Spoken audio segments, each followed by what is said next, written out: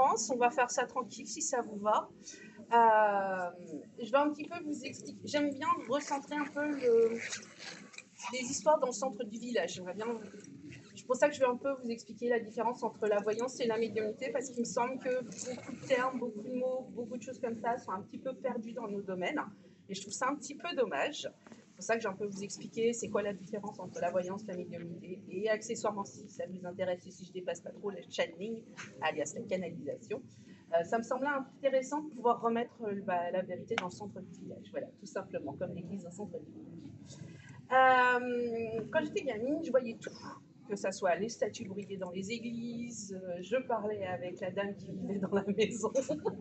On a vécu avec une fantôme dans la maison, ça pose pas de problème, tout va bien, ne vous inquiétez pas. On allait quelque part, je racontais ce qui se passait. Je disais aussi aux adultes, il va t'arriver ça va te tomber sur le coin du nez. Et naïvement, je pensais qu'en leur disant il va arriver ça, de leur empêcher qu'il leur arrive des tas de trucs. Sauf que plus tard, j'ai fini par comprendre que quand on est gosse, on ne le comprend pas. Sauf que quand on est gamine, on ne comprend pas. On pense pouvoir empêcher les gens foncer dans le mur. C'est pas systématique, quoi. Enfin, ça, c'était pas possible du tout. Puis on pouvait pas entendre une enfant de toute jeune, voilà, tout simplement. Donc c'est vrai que j'ai aussi grandi dans un milieu où j'avais une grand-mère qui était sorcière, une autre qui tirait les cartes. J'ai découvert plus tard que les histoires de capacité ne sont pas héréditaires. D'ailleurs, si vous remontez tous, je pense que si vous remontez à 5-7 générations, vous devez avoir des ancêtres communs. Donc on a tous plus ou moins eu des guérisseurs, des voyants, des médiums dans ces généalogies, ça pose pas de problème.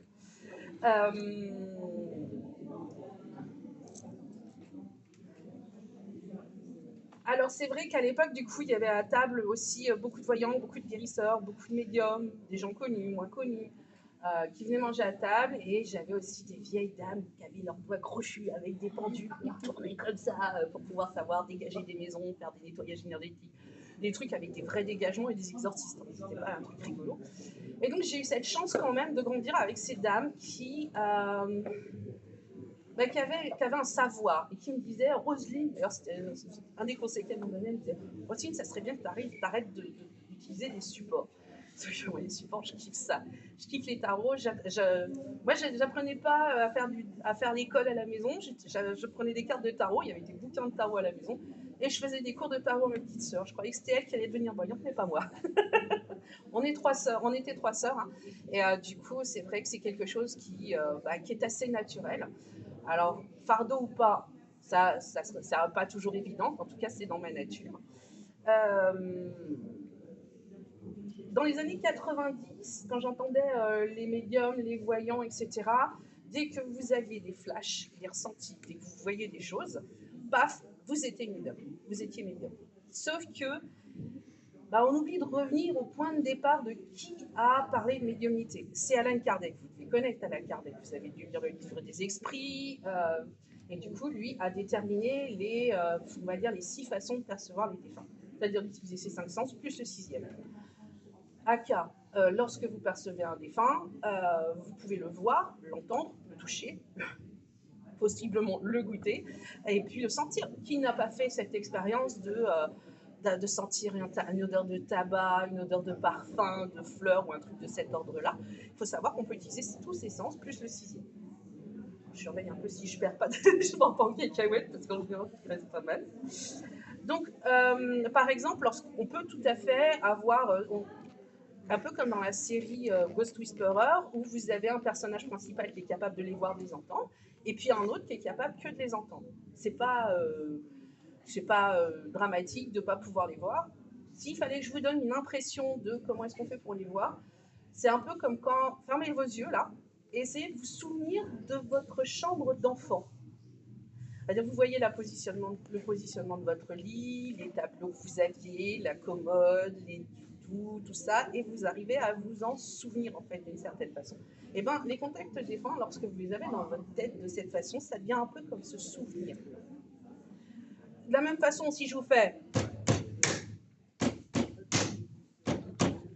Voilà, et ben vous avez tout de suite la voix de Freddie Mercury qui embraye derrière, comme dans votre mémoire auditive. Et ben c'est exactement comme ça que ça se manifeste. Il y en a certains qui vont les voir comme ça devant eux, et puis d'autres, c'est dans une sorte de système mémoriel. Je vous parlais donc des 5 sens, plus le sixième, c'est-à-dire le fait de pouvoir les ressentir. Ils ont peur, ils ont mal, ils ont de la tristesse, de la culpabilité, ils ont une forme de perception différente, et ça, vous pouvez le ressentir. Il se trouve que,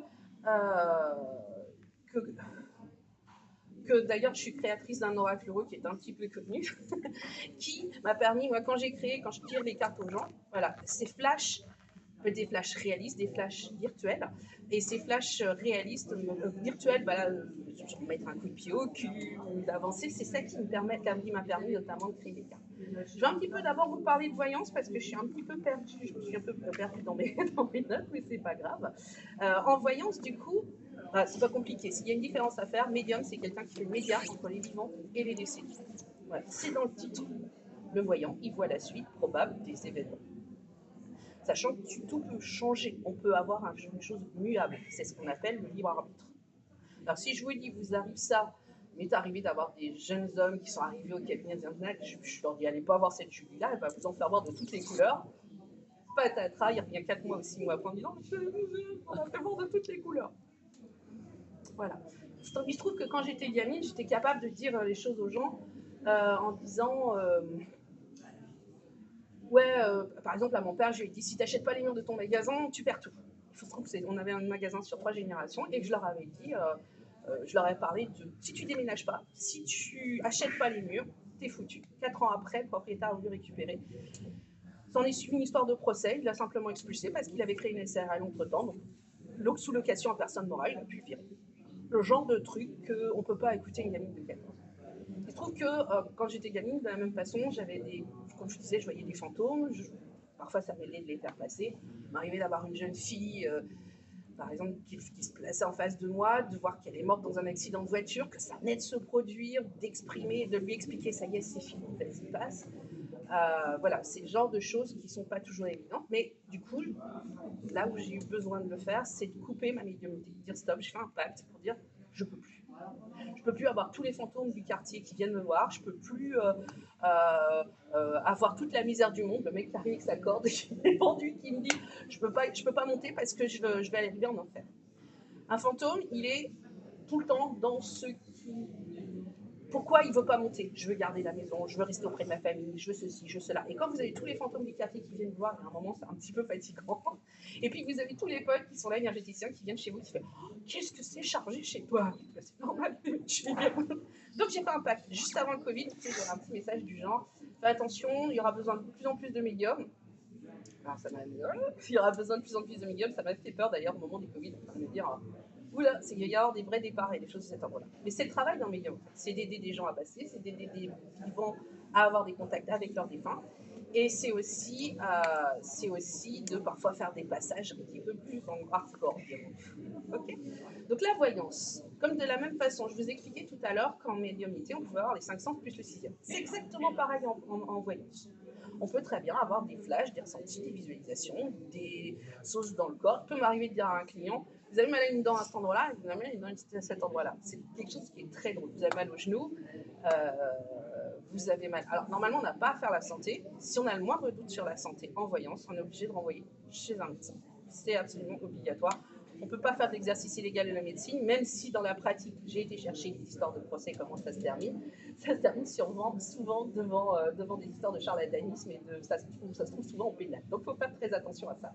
D'ailleurs, si un voyant, un médium vous propose de faire la voyance, de faire de la divination sur vos états de santé, fuyez. Ce sont des gens qui ne sont pas formés, qui veulent faire beaucoup d'esbroufs. Alors, je peux comprendre qu'on soit inquiet. J'ai des gens qui arrivent au cabinet et qui me disent combien je vais avoir de chignon. Je comprends tout à fait, mais c'est pas mon job. Donc je vous disais que j'ai révoqué ma médiumnité. Ça m'a vraiment permis de comprendre, c'est quoi la différence entre la voyance et c'est quoi la différence entre la médiumnité.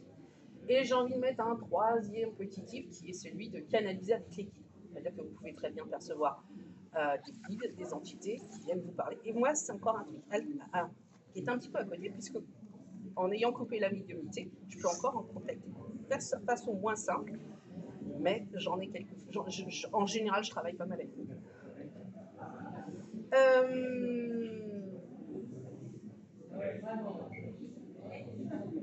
C'est vrai qu'il faut faire attention à cette histoire de libre arbitre. Il y a beaucoup de gens qui pensent que la voyance c'est fait pour. Enfin, c'est vous donner la plus forte probabilité que les choses arrivent. Donc souvent, moi, c'est des pourcentages que je vois. Il m'arrive des fois de dire à une personne, oui, vous avez 60% de chance d'arriver à ça. Ce qui m'énerve le plus, c'est quand une personne est à 50-50. Il est vrai qu'il m'est arrivé parfois de dire, oui, ce jeune homme va revenir. La personne est tellement sûre que, parce que la voyante lui a dit que la personne allait revenir, que du coup elle vit un mot malheureux et patatras, tout peut se casser la vitesse.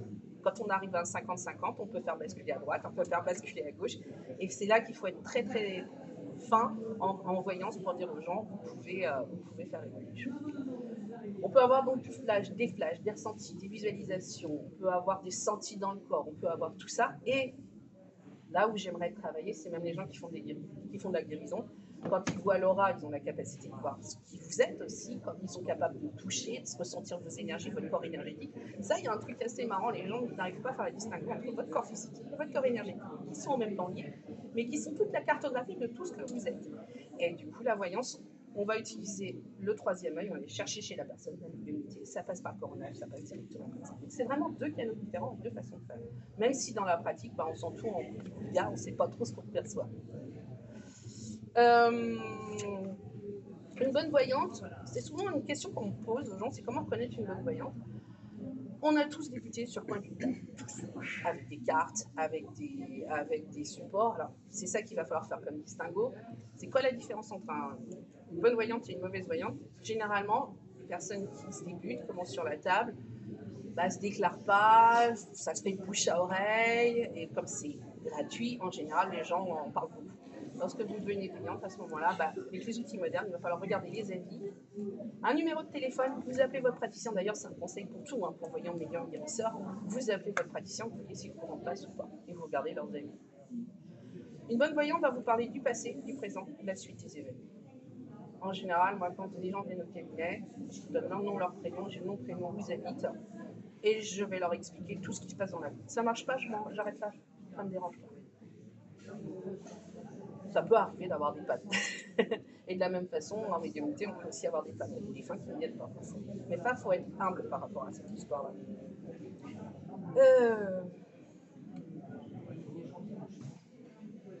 Je vous disais, il y a la possibilité d'utiliser un support. Qu'est-ce que c'est un support? C'est les cartes, le cristal aussi. On peut tout utiliser, en fait, potentiellement pour faire de la divination. Même des épingles, ça s'appelle la butomancie, des lacires, il y a des gens qui utilisent des tas de supports. Du moment que c'est un truc qui vous projette et qui vous donne des informations, qui vous donne confiance. Personnellement, j'aurais potentiellement pas forcément besoin des cartes, mais elles me donnent une confiance, un peu comme un... Si par exemple j'ai quelqu'un en face de moi qui donne le nom, le prénom, j'offre le petit café au cabinet, et tout d'un coup, je commence à avoir les cartes. Bon, allez, c'est maintenant, on va parler du deuil. La personne vient de perdre son mari. Faut y aller. Il faut dire, bon, vous venez de perdre votre mari, vous êtes veuve. Il faut avoir une certaine forme de courage par rapport à cette histoire. Ça sert à ça un petit peu les cartes. Structurer pour moi un peu ce que vous voyez. Et personnellement, je pense que vous avez des flashs, des ressentis. Il se trouve que ce qui est génial avec la cartomancie, c'est que vous pouvez très bien utiliser la cartomancie sans être voyant. C'est-à-dire que les cartes peuvent se synchroniser avec la vie de la personne. Vous vibrez des énergies, vous vibrez des choses de cet ordre-là, et les cartes peuvent se synchroniser avec ce que vous percevez. L'idéal étant de bien poser des questions, de poser une intention et de poser les cartes, et les cartes peuvent vous faire un message. Certes, il n'est peut-être pas aussi complet qu'une voyante qui va vous dire vous avez une voiture rouge, ou vous allez acheter un quad. Ça, c'est un de mes consultants, il m'a fait rigoler. Il est venu, il fait vous allez acheter un quad. Il fait non, je veux un truc à 3 roues. Non, moi je vois 4 roues, j'en vois pas 3. On me rappelle 6 mois après, vous avez raison, j'ai essayé le quad de mon fils, ça m'a trop plu. Des trucs très bêtes comme ça, très bateaux, mais qui sont parfois des détails qui vous montrent comme quoi on est vraiment connecté à vous. La médiumnité, comme je vous disais, j'ai bloqué la médiumnité. C'est vrai que ça m'a empêché certains outils, des outils comme le fait d'avoir accès à vos vies antérieures, vos vies antérieures. C'est pas un jeu de vie antérieure. Il ne faut pas forcément aller chercher qui on a été, de voir toutes les causes par rapport à vos vies antérieures. Ça peut être une des causes, mais ça n'est pas systématiquement. On n'est pas là pour jouer. On n'a pas tous été Napoléon, on n'a pas tous été Cléopâtre. On a pu être des petites demoiselles de petites vertus, on a plus plutôt mort dans des maisons mal ramonnées, dans des maisons médiévales, plutôt que cramées sur un bûcher. Sauf que quand vous écoutez pas mal de praticiens, il y en a certains qui vont dire ah, vous êtes mort sur un bûcher. Statistiquement, il n'y a que 200 sorcières qui ont été brûlées dans toute l'Europe médiévale, c'est-à-dire de l'époque de l'Inquisition jusque Louis XIV qui a interdit les bûchers. Juste pour vous donner un petit exemple, l'Inquisition a brûlé 2 personnes. Alors je ne vous dis pas qu'il n'y a pas des gens qui sont morts à la question, hein. Ça c'est vrai. Mais Jean Marcal a fait une recherche parce que tout est noté. Les bourreaux ont noté dans leur cahier comme quoi il y a eu que 200 exécutions. Ils ont plus été noyés, pendus que voilà. Sauf que c'est intéressant aussi d'avoir un rapport avec. Quand ils se noyaient, ils étaient lourds que les coupables. C'est ça. Il y a encore des chaises qui existent en Angleterre. Maintenant, ils les mettaient sur la chaise avec un ballon et hop, et si elles s'en sortaient, c'est qu'elles étaient des sorcières. Après, je pourrais vous faire toute un liste sur les sorcières, c'est vachement intéressant. Il y a plein de choses à savoir sur les sorcières, pourquoi les chapeaux de voiture et tout ça, c'est vachement intéressant.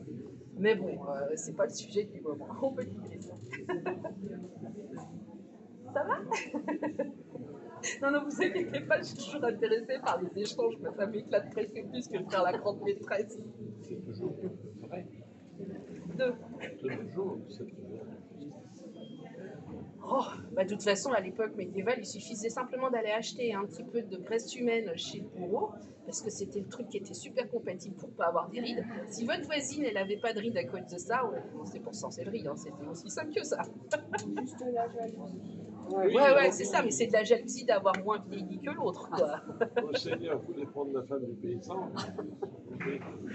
Ah, c'est plus facile, ça. Après, il y a d'autres choses aussi marrantes, hein, qui s'intéressent à c'est toujours. C'est d'actualité encore. Alors, c'est vrai que normalement. Ah, mais pardon, excusez-moi. J'essaie de. Après, vous aurez toutes les questions, il n'y a aucun problème. Un médium, normalement, il ne fait pas d'adivination. Ce n'est pas son job. C'est-à-dire qu'il n'a pas à vous dire votre grand-mère va se casser la lunette ou vous allez avoir un accident de voiture. S'il le fait, il peut avoir ce qu'on appelle des alliés, des défunts qui peuvent. D'ailleurs, pour la petite anecdote, certains Mexicains qui ont son médium peuvent récupérer le crâne de Tata pour essayer de l'utiliser pour avoir des informations. En France, on n'est pas encore qu'en France, on a eu des boîtes, on a enfermé des esprits, on a fait des choses de cet ordre-là, ça fait partie aussi des traditions, de ce qu'on apprenait à une certaine époque. Il n'empêche que normalement, un médium, donc pas, son job, c'est d'aller parler avec mamie, savoir si ça va bien, avec son frère, avec sa sœur, avec les proches qui nous sont décédés pour savoir si ça va bien là-haut. Ça sert normalement à ça. Je trouve que c'est vrai que ça fatigue énormément. Du fait, c'est vrai que ça peut arriver, et il n'y a pas d'incompatibilité de faire un peu de voyance à côté, mais c'est vrai que ça me semble intéressant vraiment de bien faire le distinguo entre les deux. Mais à ce moment-là, la voyance nécessite d'autres énergies et la médiumnité d'autres. Je conseille de faire 1 ou 2 contacts de défunts. D'ailleurs, ceux qui sont médiums vont me dire moi, j'ai des copines aussi qui me disent oh, je me ressens reboostée. Eh bien, tant mieux, tout va bien pour tout le monde et il n'y a pas qu'une seule façon de faire. Comme je vous disais, les 5 sens, c'est Kardec qui les a énoncés. Vous avez la clairvoyance, la claire en audience, la claire sentience ou le ressenti. La ressentience, même on peut dire. C'est vrai que tous ces mots-là commencent à se galvauder. Il suffit d'avoir des flashs pour dire on a de la clairaudience, on a la possibilité d'éclairer votre chemin. Ça me semble intéressant de remettre un peu le sens étymologique du mot. Voilà. Donc, comme je vous disais, il y a les 5 sens plus le 6e. Autant en voyance, c'est très rigolo parce que si vous êtes très sensitif, je vais avoir des informations très sensitives. Si vous êtes très visuel, il m'arrive par exemple de parler de couleur de tableau à un artiste et de dire que j'entends de la musique. Mais c'est pareil pour un médium, c'est-à-dire il peut très bien dire tiens, j'entends de la guitare. Donc le grand-père avait de la guitare. Il se trouve qu'en médiumnité, normalement, un bon médium, alors ça aussi c'est la même chose, il doit vous donner au moins minimum 5 preuves de la présence de votre défunt. 5 preuves, ça veut dire que comment il est mort, le petit surnom qu'il vous donnait, un petit geste que vous faisiez, la limite, ce que vous avez mis dans le cercueil, ou ce que vous lui avez dit avant de partir, voilà, comment il s'habillait, son métier, sa passion, un truc que vous partagez, surtout le truc le plus important, des trucs que vous partagez que tous les deux. Si vous voulez, un médium va vous dire, bah, c'est marrant, je parle de cacahuètes. Bah ouais, à chaque fois, il m'avait surnommé cacahuète, ou bien il m'avait, pour rigoler, il m'avait collé des cacahuètes sur une planche. C'est quelque chose qui est vachement intime. Sauf qu'en médiumnité, pareil, de la même façon. Alors là, par contre, pour moi, c'est assez rédhibitoire. Dès qu'un médium va utiliser un support, AK, Ouija, AK, écriture automatique, c'est qu'en général, il capte pas forcément toujours direct. Il y a un gros problème avec la médium. Bon, la voyance aussi, on peut très bien se faire leurrer, se faire raconter des esprits qui vous racontent n'importe quoi. Le monde de l'invisible est vraiment peuplé d'esprits qui peuvent vous faire prendre des vessies pour des lanternes.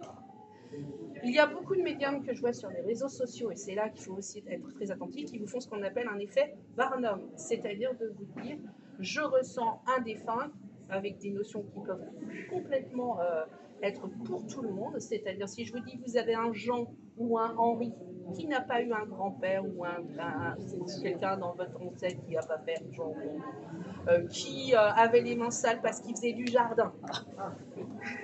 Ça doit correspondre malheureusement à peut-être 70% d'entre vous.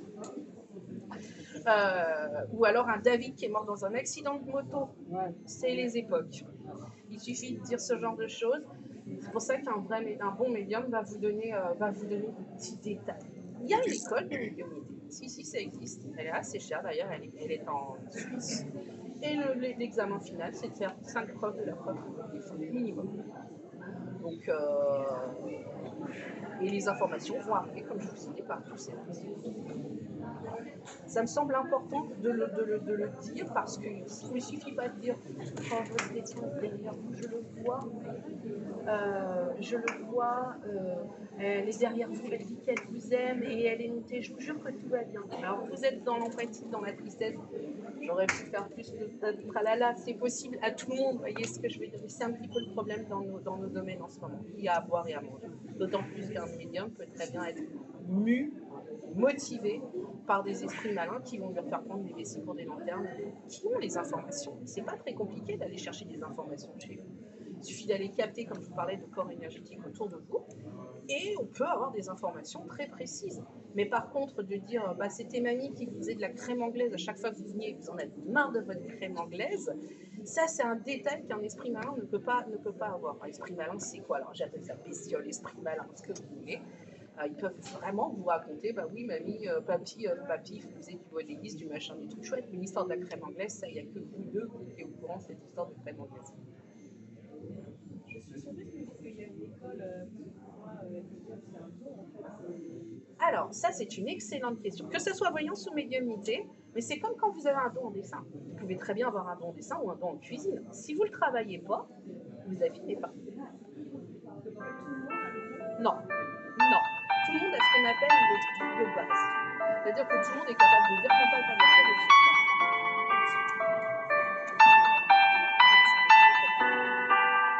C'est mon téléphone qui s'inspire. Tout le monde a des ressentis, c'est-à-dire je sens une odeur dans une maison. Ça, c'est ce qu'on appelle les capacités basales. Alors que vous êtes tous capables d'attraper un crayon et de dessiner un bonhomme. Tout le monde est capable de faire une ouïe. Mais tout le monde n'est pas capable d'avoir un chef étoilé, de gérer un restaurant avec tout ce qu'incombe, les denrées, ce genre de choses. Bah, il y a quelque chose pareil en voyant ça en médiumnité. C'est-à-dire que tout le monde a une capacité basale et puis le petit truc en plus. Et ça prend pas. En général, je pense que c'est aussi, quand je vous dis c'est très cher aussi, c'est des gens qui ont un minimum et qui veulent vraiment s'investir. Je veux même dire quelque chose qui n'est pas du tout politiquement correct, mais si vous pensez faire de la médiumnité pour vous, avoir vos défunts, vous ne le ferez pas. Vous faites forcément pour développer pour l'équipe. Parce que c'est ça le truc, c'est qu'on ne vous donne pas ce truc comme si, allez, je vais le faire pour moi, pour ma petite mamie, Il y a un moment, vous ne dépasserez pas le truc, il faut. Vous voyez ce que je veux dire? C'est comme quelqu'un qui dirait, je fais du marathon, mais je ne ferai jamais le marathon de Paris, je ne ferai jamais le marathon de ceci, de cela. C'est un peu dommage. Après, le plaisir est là, mais vous ne ferez pas très longtemps tout ça. Vous voyez ce que je veux dire?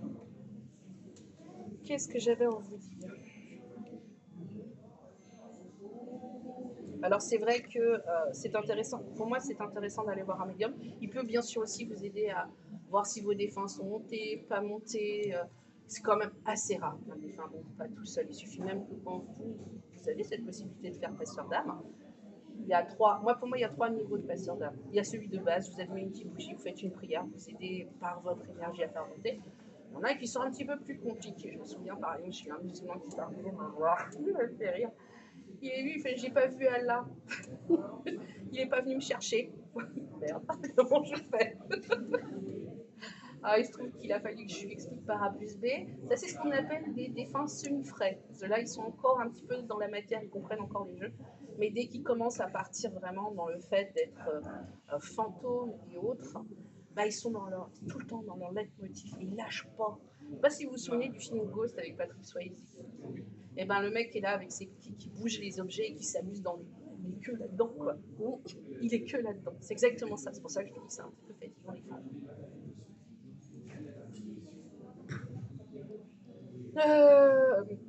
Et puis, comme je vous le disais, il peut arriver aussi qu'un défunt ne se présente pas. Alors, il y a une phrase, communément, tout le monde l'utilise sans forcément la comprendre pourquoi, en disant « Je n'appelle pas un défunt, c'est un défunt qui vient à moi ». Alors, j'ai envie de dire oui ou non. C'est vrai que si vous avez un médium professionnel, et j'ai des potes médiums, j'en ai partout, ils me disent « Ouais, j'ai la grand-mère de mon consultant qui est venue 3 jours, 4 jours, 5 jours avant pour venir me dire que j'allais avoir quelqu'un ». Mais normalement, il y a un truc très important, c'est toujours à vous, que ce soit en voyance ou en médiumnité, c'est à vous d'aller voir votre praticien, d'aller rechercher votre praticien. Donc même quand vous avez l'intention de prendre rendez-vous avec votre médium, quelques jours avant, il peut avoir des contacts. Le médium dit allez on cause ou on cause pas. Il peut arriver que le défunt dise non, vous êtes trop dans votre deuil, c'est trop tôt, c'est trop pas possible, vous n'êtes pas forcément dans les bonnes énergies par rapport à ça. Ça aussi il faut l'accepter. Mais ça, si vous voulez pas vous faire avoir, si vous avez des gens qui viennent vous voir en message privé, en mail, vous appelez au téléphone, je vous fais une consultation, que ce soit voyance guérisseur, voyance guérisseur médium, jamais aucun médium n'a vous dire j'ai un message pour toi. Alors il se trouve que ça peut, un peu comme dans le médium ou dans certains où la personne s'assoit à côté et lui dise j'ai un contact avec ton défunt, ça peut arriver, mais là à ce moment-là, il faut que ça reste entre les deux personnes. C'est des règles, les anciens me le disaient, elles peuvent se retrouver vraiment avec cette personne-là, mais il faut que ça reste entre elles. Bon, sauf que maintenant, il y a un entertainment, on se fait plaisir, on fait du documentaire, on voudrait tous avoir plein. Ça peut se comprendre, on a besoin d'être rassuré par rapport au monde invisible, au monde des morts, qui est peuplé aussi de beaucoup d'illusions. Et je pense, c'est pour ça que je vous disais, j'aime bien remettre un peu les choses, l'église dans le centre du village. Voilà. Si vous avez des questions, je serais ravie de les écouter. Oui, bien sûr. Comment on peut aider un enfant à pas avoir peur de ça? Alors, quand on était, à une époque, il y avait un truc génial chez Psy. C'était un pchit à monstre. Ça dépend l'âge après. Il y avait un pchit à monstre au chocolat. Au chocolat. Vous prenez un pchit à plante, vous mettez un peu de sang dedans, vous savez, de la Cologne, voilà. Vous faites avec l'enfant une jolie étiquette en barre un monstre avec des gommettes et tout ça, et le simple fait de dire non à un défunt, il se barre, ou non à une entité, il se barre. Les enfants ont tendance à être protégés, ça c'est connu. Il suffit simplement de faire ça quand on dit non à un. D'ailleurs, vous êtes souvent, on s'endort, je ne sais pas si vous avez dû avoir des messages quand on s'endort, quand on se réveille, on est dans cet état de semi-conscience. C'est là qu'on va avoir des défunts qui viennent nous voir. Et c'est là que les enfants ont peur du monstre sous le lit. Il suffit d'utiliser par exemple ce petit monstre ou une pierre. J'ai fini une pierre à mon neveu avec une améthyste, je l'avais chargée, il l'embarquait partout, il faisait des cauchemars, il n'en faisait plus. J'ai ma petite fille qui me dit mamie, elle n'arrive pas à savoir si c'est dans sa tête ou près de son oreille. Un enfant. Mais de toute façon, elle le découvrira par elle. Et vous avez pas. Je suis un peu emmerdée. Je pense que ça fait partie de l'expérience. Si vous êtes là en train de. Le mieux que vous puissiez faire, c'est d'utiliser les mots.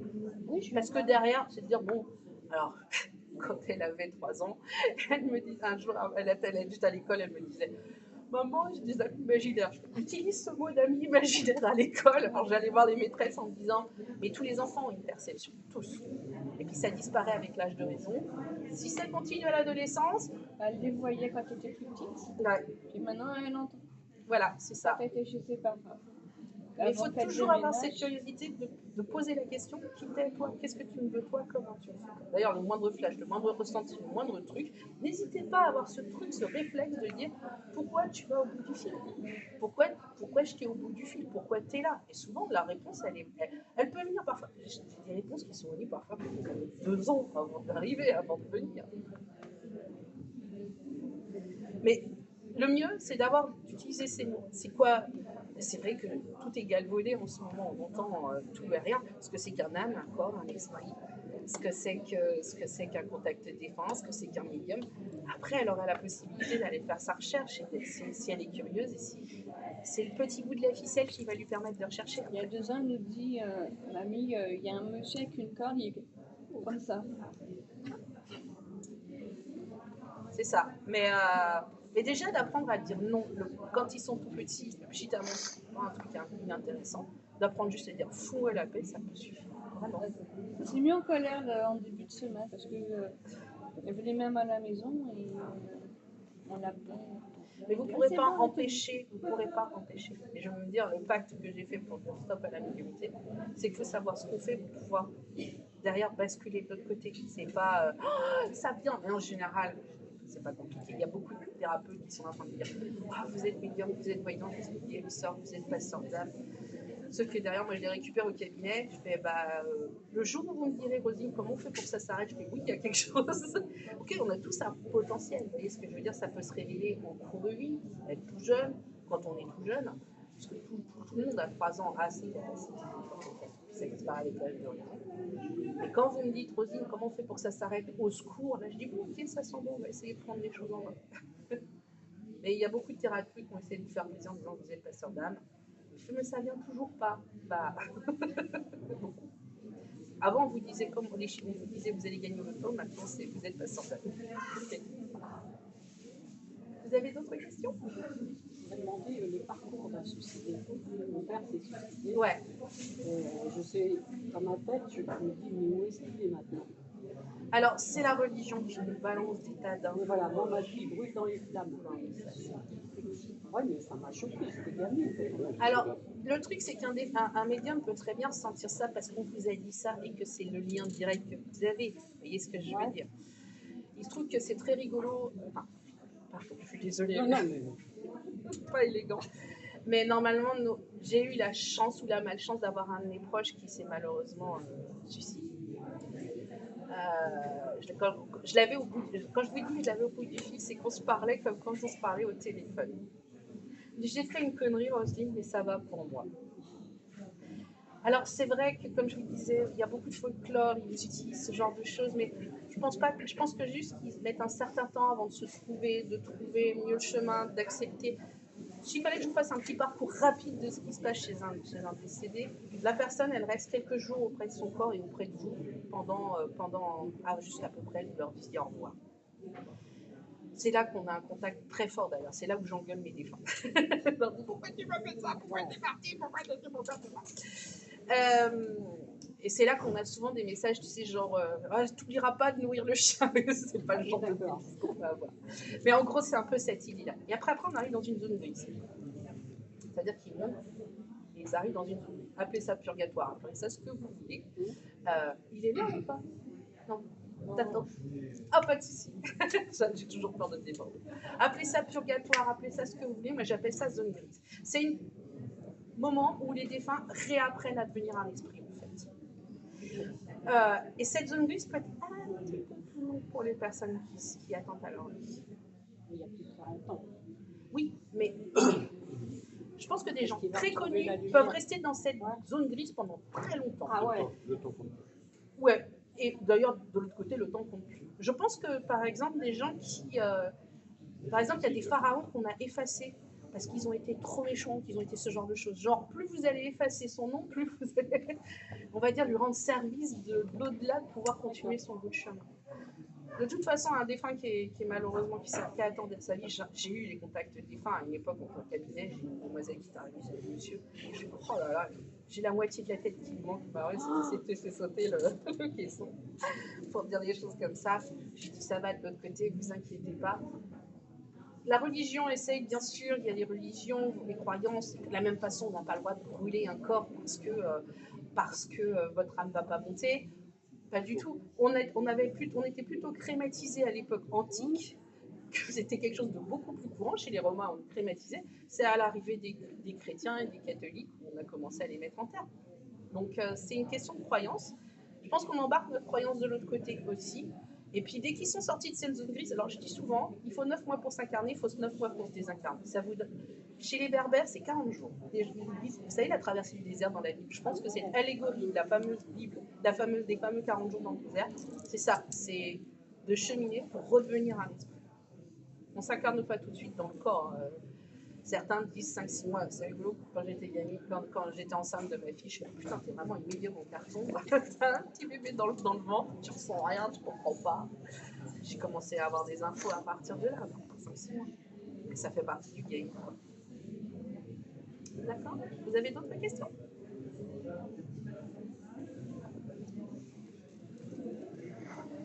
Ça vous a été clair? Ça vous a intéressé? Mais c'est vrai que c'est intéressant. Après, moi, je pense à la réincarnation. Ça existe, ça se met en place. Et quelque chose qui existe aussi. Mais ça, c'est la croyance de chacun. La religion nous a fait aussi une sorte de contrôle pour nous dire vous avez accès au paradis, vous avez accès à ceci, vous avez accès à cela. Vous n'avez pas le droit si vous faites ceci, si vous ne faites pas cela. C'est une forme de contrôle aussi. Mais déconstruire ça, c'est intéressant. Et concrètement, comment vous restez Impact. On va dire ça comme ça. Mais je peux pas en dire plus, vous voyez ce que je veux dire. Je n'aurais pas forcément le. Vous demandez le monde invisible. Oui, il y a un truc de cet ordre-là de s'aligner, mais il faut aussi donner quelque chose. Hein. Quand de toute façon en magie. Il y a un échange. Ouais, il y a toujours un échange. Alors ça, je vous conseille pas de le faire. Ça, je vous conseille pas de le faire. C'est son cheminot. Et puis c'est clair que des fois, vous le verrez au-dessous, des fois vous le verrez waouh, ça fait partie du game. Si vous mêlez le libre arbitre d'une personne, mais qui n'a rien demandé en plus. Non. Laissez les gens vivre leur karma, ce qu'ils ont à vivre et ce qu'ils ont à faire. Je crois qu'il faut les accompagner. C'est ce que je disais. Donnez les mots, et à un moment ils chercheront, puis ils se tromperont.